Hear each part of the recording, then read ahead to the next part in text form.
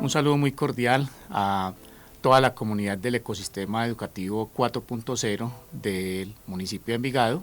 Les habla Carlos Alberto Palacio Gómez, coordinador del Centro de Pensamiento Pedagógico de la Secretaría de Educación y de la Institución Universitaria de Envigado. Muy bien, mis queridos docentes, directivas, estudiantes, el día de hoy quiero compartir con ustedes una breve reflexión que he denominado Vivir en el amar y en la ética en tiempos de guerra. Una reflexión a propósito de las confrontaciones que en el contexto mundial se vienen presentando entre Ucrania y Rusia y lamentablemente de manera reciente entre la República de Israel y el pueblo palestino, o específicamente una guerrilla que se dice representarlo llamada Hamas. Todos fuimos testigos de la incursión violenta que esta agrupación realizó en territorio israelí hace unos cuantos días. Vimos unas imágenes atroces que nos conmovieron profundamente, pero lamentablemente también hemos sido testigos de la respuesta desmedida, inhumana, que está dando el ejército de Israel, produciendo una verdadera hecatombe, un verdadero genocidio en el pueblo palestino. A los humanistas y a los educadores, ¿qué nos corresponde frente a estos tiempos de guerra?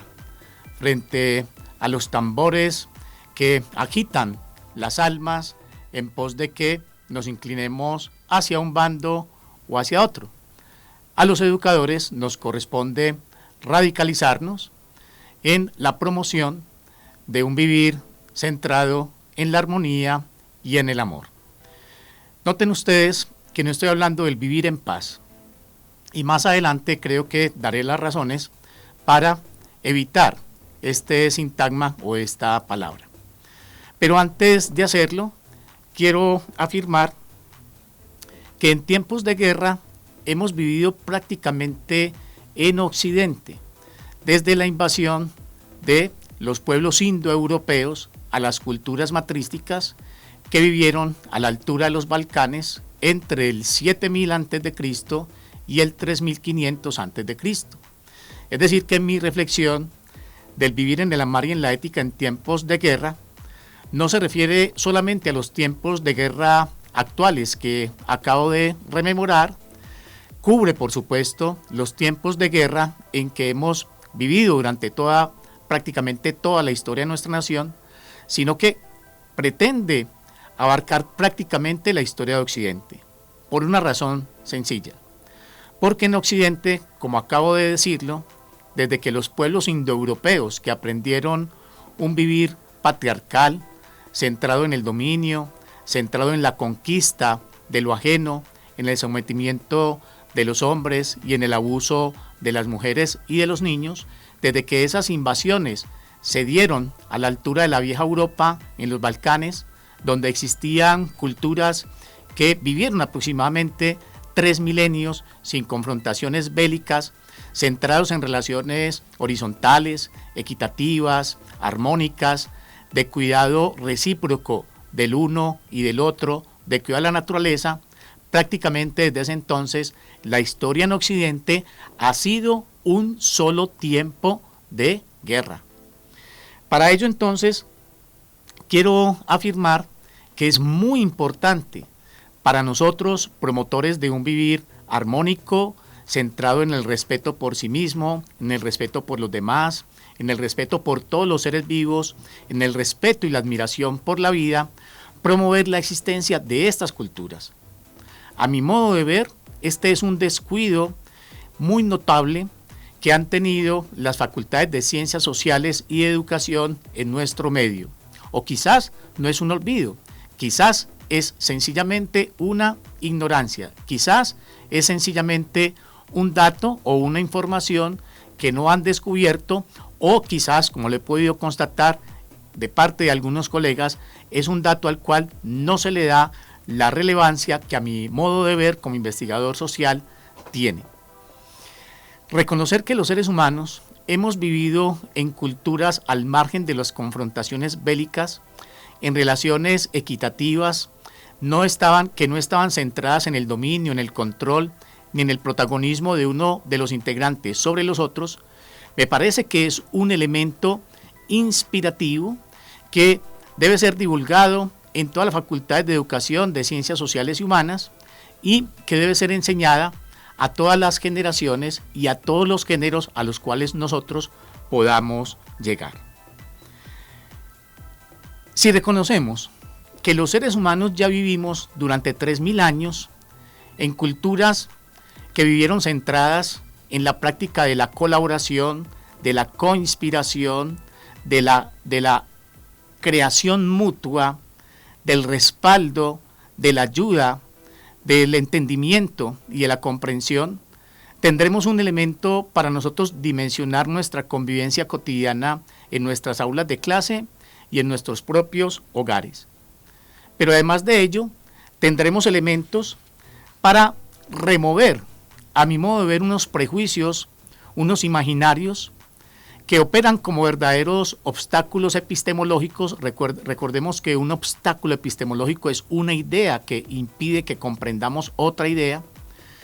Si reconocemos la existencia de estas culturas, creo que podremos remover muchos prejuicios que operan como obstáculos epistemológicos que nos impiden visualizar y viabilizar un proceso profundo de transformación cultural que dé por resultado una nación, una cultura en la cual el amar como emoción más que como enamoramiento y la ética como práctica más que como discurso sean la constante de nuestro vivir cotidiano. Esos prejuicios que considero podemos remover son los siguientes. Promover el vivir armónico precisamente en lugar de la conquista de la paz. ¿Por qué no soy proclive a utilizar la paz para evocar tiempos de convivencia centrados en la colaboración, en el reconocimiento y en la coinspiración? Porque en nuestra cultura occidental, guerrera y bélica, hemos entendido que la paz es el momento que viene después de una guerra.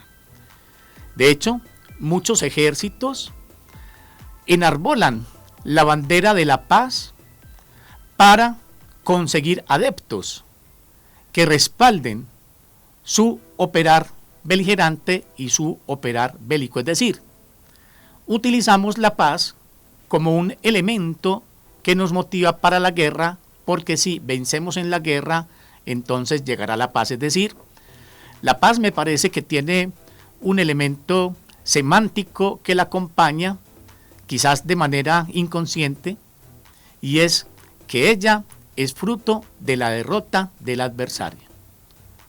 Por lo tanto, en lugar de promover la paz, me parece pertinente que promovamos las relaciones centradas en la conservación del amar, no como sentimiento, sino como emoción, y de la ética, no como discurso, sino como poética del vivir. Es decir, la proclama del recuperar y conservar un vivir armónico cobra más vigencia que nunca hoy en día en estos tiempos convulsos. Otro prejuicio que podemos superar es el de pensar que los seres humanos hemos vivido siempre en culturas dominantes. Este es un prejuicio que atraviesa actualmente la academia occidental y en particular nuestra academia regional. Destacados pensadores sostienen que es evidente que siempre han existido culturas en las cuales los hombres han ocupado un lugar dominante. Sin duda que quienes sostienen esta afirmación quizás desconocen, y no es culpa de ellos ni esto demerita sus reflexiones, pero simplemente invita a replantearlas, ignoran los descubrimientos de la antropóloga lituana Marija Gimbutas y de su discípula Riane Eisler, autoras respectivamente del libro Dioses y diosas en la vieja Europa y El cáliz y la espada, en los cuales dan testimonio de la existencia de culturas milenarias que no tuvieron confrontaciones bélicas y en las cuales no había dominio de un género sobre otro. Las tumbas de estas culturas, como lo he reiterado en varias ocasiones, no presentaban diferencias entre los hombres, pero tampoco presentaban diferencias entre las mujeres, pero tampoco diferencias entre los hombres y las mujeres. Por lo tanto, si las tumbas reflejan la jerarquía que se vive en la vida cotidiana de la cultura respectiva, estas tumbas lo que indican es que estas sociedades no vivían en el cultivo de jerarquías que trajeran privilegios. De hecho, se sostiene que quien aglutinaba el núcleo familiar en estas culturas y antes de que ellas surgieran, en un vivir arcaico de la especie humana, eran las mujeres. Y la cohesión que le daban a la familia no se desprendía de actitudes dominantes o imponentes, sino simple y llanamente se imponían porque prodigaban a sus compañeros y a sus hijos por igual el amor y el juego. Con el reconocimiento de estas culturas matrísticas también podemos remover la idea de que los seres humanos siempre hemos sido conflictivos. No voy a recabar en esta afirmación. Y también podemos cuestionar el hecho de que hay sana competencia. No hay sana competencia. Humberto Maturana, el biólogo chileno, nos enseña que toda competencia implica la derrota del otro. Y en ese sentido, no hay competencia que sea sana. De hecho, en la competencia, dice este destacado biólogo, el más importante es el derrotado, porque sin el derrotado no existiría el triunfador. Todos estos elementos que acabo de enunciar constituyen verdaderos obstáculos epistemológicos que nos inclinan consciente o inconscientemente a que sigamos promoviendo o por lo menos aceptando el hecho ya por lo menos refutable de que los seres humanos siempre hemos vivido en culturas jerárquicas y en culturas proclives a la contienda. Muy bien, recordemos lo siguiente. Hay una ley del pensamiento sistémico que afirma que cuando dos elementos comienzan a conservar una relación entre sí, se abre el espacio alrededor para que todo cambie en torno a lo que se conserva. Dicho en términos más sencillos, todo cambia en torno a lo que se conserva. Lo que se conserva define nuestra identidad individual y define nuestra identidad colectiva. Si queremos una cultura que iba centrada en la armonía, debemos tener claro qué es lo que debemos conservar. Y precisamente lo que debemos conservar son las relaciones centradas en la emoción del amar, en la que uno, el otro, la otra y lo otro surgen como seres válidos y legítimos en convivencia con uno, así el otro, la otra, me desagrade. Y debemos conservar la ética como una poética del vivir, entendida como el arte del saber vivir precisamente, conservando el bienestar personal multidimensional desde la práctica del respeto, de la responsabilidad y de la libertad. Ética como poética del vivir, que solo surge cuando estamos instalados en la emoción del amar, porque solo la emoción del amar hace que el otro sea importante para mí, y la ética, desde la expresión fundamental de la responsabilidad, solo surge cuando ese otro, para mí, tiene un valor. Muy bien, para ir cerrando esta reflexión, quiero detenerme un poco más en ese prejuicio según el cual los seres humanos siempre hemos sido seres conflictivos, y para ello quiero remitirme a un intercambio epistolar que se presentó el siglo pasado, alrededor de 1932, en tiempos pasados de la Primera Guerra Mundial, entre el gran científico Albert Einstein y el gran pensador, padre del psicoanálisis, Sigmund Freud. Einstein le pregunta a Sigmund Freud ¿por qué la guerra? La respuesta que le da Freud a Albert Einstein se fundamenta en el descubrimiento que él por entonces estaba haciendo de la existencia de dos pulsiones que regulaban nuestro psiquismo. Freud hablaba de la existencia de una pulsión de vida, de un instinto erótico, de una pulsión erótica, y hablaba de la existencia de un instinto tanático mortífero o de la pulsión tanática. Pero Freud iba más allá. Freud afirmó categóricamente en un documento suyo magistral llamado Más allá del principio del placer, que el trasfondo psíquico de nuestro inconsciente era tanático.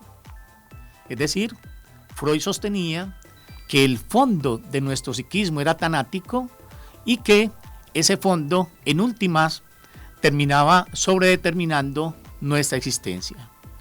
Por un lado, inclinándonos al final de nuestra vida, precisamente a nuestra desaparición, al retorno a lo inanimado, pero por otro lado, facilitando que en nosotros los seres humanos se instalara una realización de esa pulsión tanática o mortífera que se expresa bajo la forma del goce.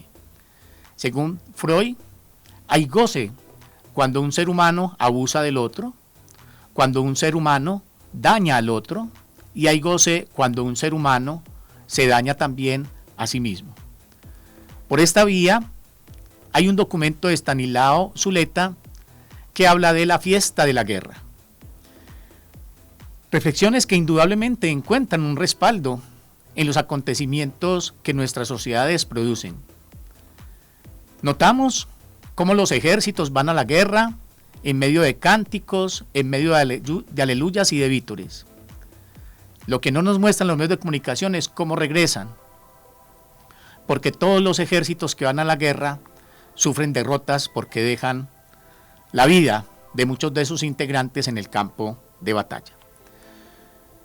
Por esta vía, Freud, cambiando de texto, en El malestar en la cultura, se preguntó por las causas que a los seres humanos nos producían malestar y encontró tres: la naturaleza, la enfermedad, la muerte y los otros.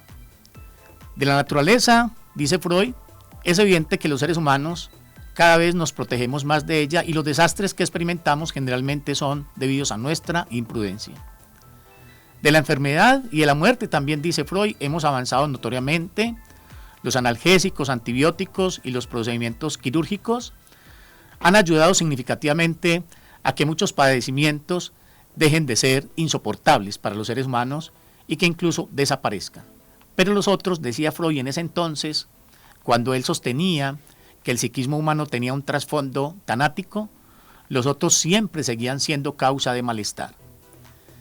Porque existía esa tendencia psicológica a dañar al otro, a lastimar al otro, a exterminar al otro, simbólica y físicamente.